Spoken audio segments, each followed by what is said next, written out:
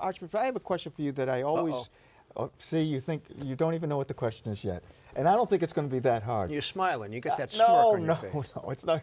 I'm always curious when a person decides to become a priest, when that moment happened and why it happened. Mm-hmm. What about you? So my own earliest memory of a sense of vocation is in 5th grade. 5th grade? Yeah. What happened? What happened was that they had a visiting priest who came and spoke to us about vocations, and it was a Catholic grammar school. Okay. I remember sitting on the metal folding chairs and watching the slideshow. Remember, beep beep, that thing. Oh yeah. He was talking about priesthood, and myself and a number of the other boys in the class said, "Oh, sure, we're interested." Thing is that it just didn't go away for me. It sort of stayed in the back of my mind, and I thought about other things in the course of my childhood. I thought about becoming a firefighter like my dad. Me too. But in the end, it just, God didn't let up, and so here I am. How could you have ever guessed that you'd be the Archbishop of Boston? Oh, never in a million years. Yeah. So when you were in high school, was that discernment? How did you get from there to the seminary? So I went to my parish priest in 8th grade because there was a high school seminary at the time, and I was accepted. And I asked his advice, and his advice was to go to the school my father had gone to, a Catholic school called Chaminade. Mm-hmm. And it was a great education.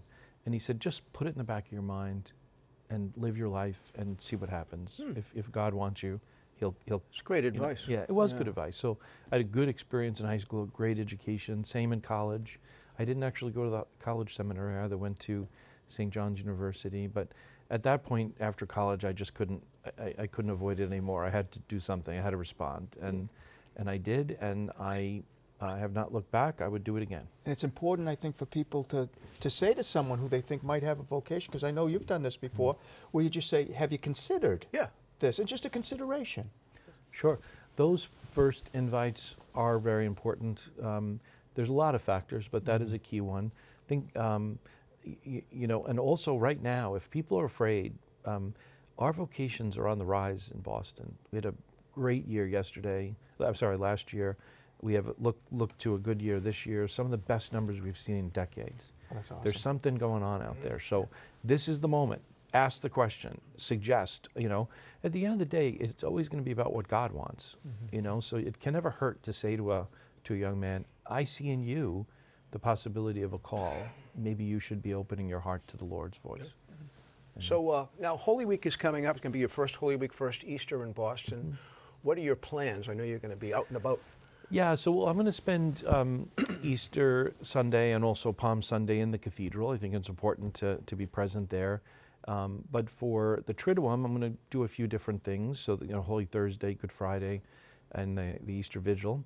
On Holy Thursday, I'm going to spend the day with the seminarians at St. John's Seminary in Brighton. Chestnut Hill, I guess. Brighton, right? Yeah, Brighton. Forgive me, I'm still learning. I just think it's an important day for priesthood, and I'd like to encourage them in their response to the call. On Good Friday, I'm going to be a bunch of different places. I'm going to be doing some praying with students from BC High in the morning on the way of a cross. I'll join Communion and Liberation for the same thing in Boston. Still working out some of the parishes I'll go to in the afternoon and the evening. And then on Holy Saturday for the Vigil, I will be at St. Mary's Church. In Brookline. In Brookline, right. yeah. And part of that is because the pastor there is great and he has a wonderful experience, OCIA program. And also because I'd be going over to the Greek Orthodox cathedral as well. So, that's the tradition here in Boston. Right. And this year we're on the same day, which is unusual. So I have to sort of fit it all in, We only have a minute and 30 seconds left. For many people, this is the first time that they've met you, our great people out there, our parish of the airwaves. What would you like to say to them? Well, it happens Easter Sunday is the day this year before the Boston Marathon. So the Sunday Mass I'll do on Easter is also the blessing of the runners. And, this is my marathon. And I'm going to come to it as joyfully and energetically as all those runners are going to come. And I would say to folks that I think the faith, it brings life, it brings joy, And I'm seeing that as I go around. I really do think there's a really important moment right now.